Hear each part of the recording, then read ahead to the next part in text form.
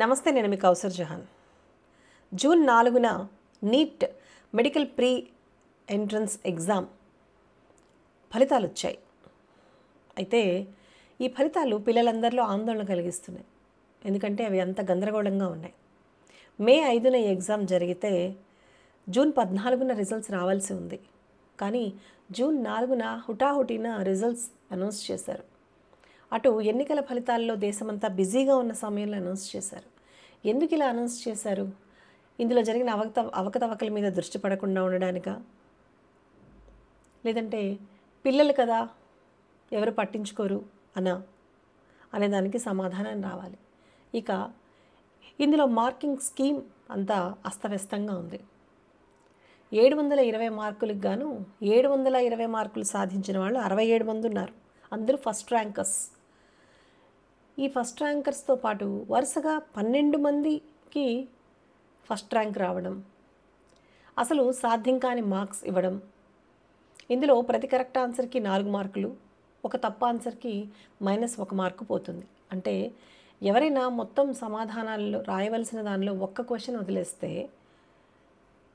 అతనికి మొత్తం 5 మార్కులు పోవాలి. అంటే 700 ఒక్క ప్రశ్న రాయకపోతే 715 మార్క్స్ రావాలి. కానీ ఇక్కడ కొన్ని మార్కులకి అసలు ఎలా వచ్చాయనేది అర్థం కావడంలా. 718, 719 మార్క్స్ రావడానికి అవకాశమే లేదు అంటున్నారు. 720 పేపర్కి రావాల్సిన మొత్తం మార్క్స్. అయితే ఈ స్కీమింగ్ ఎలా ఇచ్చారు అని అడిగితే, నేషనల్ టెస్టింగ్ ఏజెన్సీ ఎవరైతే ఈ ఎగ్జామ్స్ కండక్ట్ చేశారో వాళ్ళని అడిగితే, ఎగ్జామ్ లేట్గా స్టార్ట్ అవడం వల్ల గ్రేస్ మార్కులు కలిపాము అని చెప్తున్నారు. ఆ గ్రేస్ మార్కులు కూడా ఏ విధానంలో కలిపారో చెప్పడం లేదు. ఏది ఏమైనా పిల్లలు చాలా టెన్షన్లో ఉన్నారు. ఏమీ అర్థం కావట్లేదు వాళ్ళకి. ఈ రిజల్ట్స్ వాళ్ళకి పనికొస్తాయా, పనికిరావా, అసలు వాళ్ళకి మెడికల్ ఎంట్రన్స్ లభిస్తుందా లేదా, కాలేజీలో సీట్ వస్తుందా రాదా, అర్థం కావట్లేదు పిల్లలకి. ఈ రిజల్ట్స్ వచ్చిన వెంటనే పాపం ఒక పాప రాజస్థాన్ కోటాలో ఒక అమ్మాయి ఆత్మహత్య చేసుకుని చనిపోయింది. కాబట్టి తొందరగా దీని మీద నిర్ణయం చెప్పకపోతే ఏం చేస్తారు? యాక్షన్ ఏంటి? మళ్ళీ టెస్ట్ పెడతారా? మార్క్స్ని మళ్ళీ పరిశీలిస్తారా? అది తొందరగా అనౌన్స్ చేయకపోతే మనం చాలామంది పిల్లల్ని కోల్పోయే అవకాశం ఉంది. ఎంతమంది పిల్లలు ఎగ్జామ్ రాశారు? దాదాపు 24 లక్షల మంది ఎగ్జామ్ రాశారట.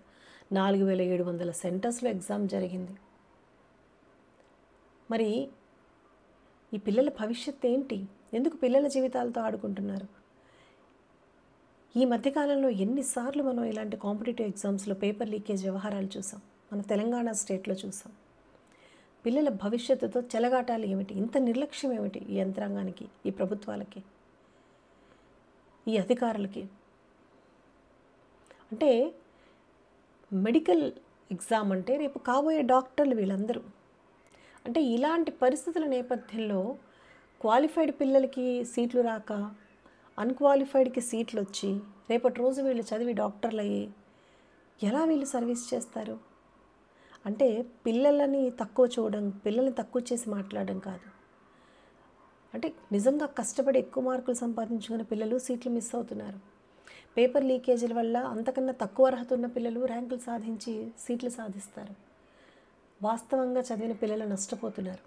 ఒక పిల్లాడు ఒక ఎంట్రన్స్కి ప్రిపేర్ అవ్వాలంటే వాడి వెనుక కుటుంబం మొత్తం సపోర్ట్ ఉంటుంది. తల్లిదండ్రులు కూడా వీళ్ళు చదివినంత పని చేస్తారు. వాళ్ళ ట్యూషన్స్ కోసం వీళ్ళు రాత్రింబవళ్ళు వాళ్ళకి కష్టపడుతూ ఉంటే వీళ్ళు వాళ్ళకి తోడిస్తారు, డబ్బులు ఖర్చు పెడతారు. అలాంటి పరిస్థితుల్లో ఇలాంటివి జరిగితే ఇక పిల్లల్ని కాపాడేది ఎవరు? వాళ్ళ భవిష్యత్తుని చూసేది ఎవరు? ఇందుకేనా మనం ఈ ప్రభుత్వాలు ఎన్నుకుంటున్నాం? అందుకనే చదువుకున్న వాళ్ళు ఉండాలి మన వ్యవస్థలో. ఒక చదువుకున్న ప్రధానమంత్రి ఉండాలి, చదువుకున్న ప్రజాప్రతినిధులు ఉండాలి, నిషానీలు కాదు. ఎగ్జామ్స్ అంటే తెలిసి ఉండాలి, ఏ రోజైనా ఎగ్జామ్ రాసి ఉండాలి. అప్పుడు తెలుస్తుంది ఒక కాంపిటేటివ్ ఎగ్జామ్కి ఒక పిల్లాడు పడే టెన్షన్ ఎంత ఉంటుందో, శ్రమ ఎంత ఉంటుందో. జీవన్మరణ సమస్యగా రాస్తారు ఇలాంటి ఎగ్జామ్స్ పిల్లలు. వాళ్ళ జీవితాలతో కూడా ఆటలాడేసుకుంటున్నారు. దీనిపై యాక్షన్ ఎప్పుడు తీసుకుంటారు? ఎప్పుడు నిర్ణయం చెప్తారు? మరి కొన్ని రోజుల్లో అడ్మిషన్ స్టార్ట్ అవ్వాల్సిన సమయంలో ఇప్పుడు ఈ ఎగ్జామ్ పెండింగ్ పడితే పిల్లలు ఎంత ఒత్తిడికి గురవుతారు మానసికంగా. అందుకనే మంచి నాయకుల్ని ఎంచుకోండి అంటే మళ్ళీ మళ్ళీ మళ్ళీ మళ్ళీ మనం అదే ప్రభుత్వాన్ని ఎంచుకుని మళ్ళీ అలాంటి ఊబిలోనే కూరుకుపోతున్నాం. మార్పు ఎప్పుడు వస్తుంది? ఎలా వస్తుంది? మనం మారకపోతే.